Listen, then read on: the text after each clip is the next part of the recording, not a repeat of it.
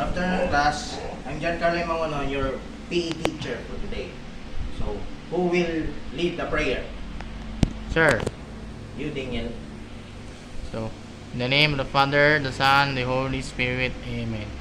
Lord, please keep us safe in our school today, in our everyday life, and God, please have we bless you our new lesson for today.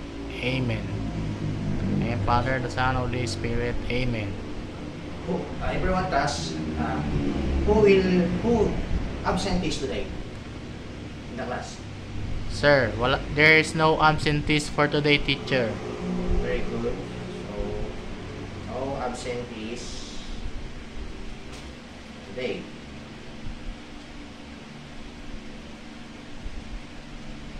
So, I'll do a motivation, which is the guest picture. Which means, ako'y magpapakita ng litrato sa inyo at hulaan nyo kung ano ang katawagan doon sa litrato na yon.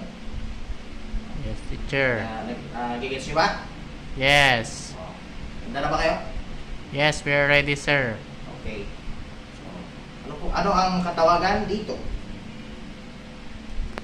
Sir. You, Matt. Sir, ano po? Push up po, sir. Oh, very good. Push up. Very good. So, susunod. Next is? Sir, nagja-jogging po siya, sir. Jogging. Very good. So, ito. Katawagan dito, everyone. Sino? Raise mo yan. Raise your hand. Sir, ako po.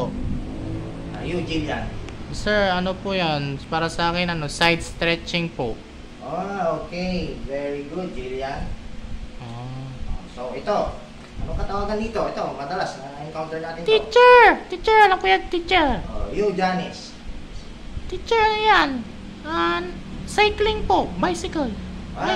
Cycling. Very good, Janice. So, last, the least is the katawagan dito. Sir. You, Justin. Sir, ano yan? Planking, sir. Planking. Very good, Justin. So, very good na nahulaan nyo yung mga pictures na pinakita ko sa inyo.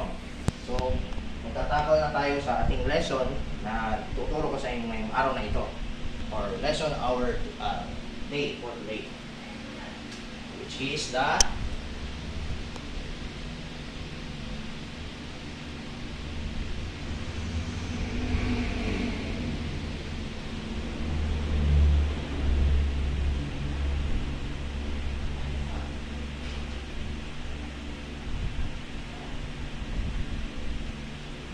we did say physical activity. What is your thoughts or opinion pag naririnig nyo yung word na physical activity? Sir. You, Pia. Sir, ano po siya? Exercise siya. Exercise. Sino pa? Everyone in the class. Kayong maya. Lahat ng sagot tama. Wala nang mali. Sir. You, Raymart.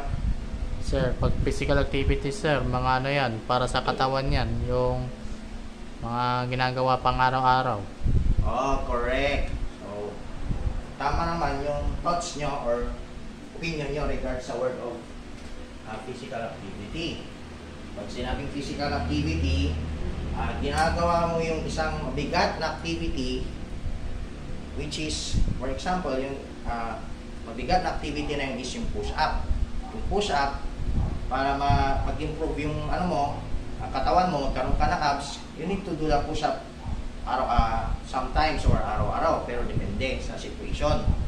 No? Or same din sa example ng other physical exercises, yung cycling. Yung cycling, kailangan mong gawin yon, bisikleta ka, para mag-improve yung knees mo, tsaka kita mo. Yes, sir. Tapos, yung jogging, sa rin yun, para mag-improve din yung mag-improve yung oxygen mo. Yes, sir. Yung tawag dito, para yung respiratory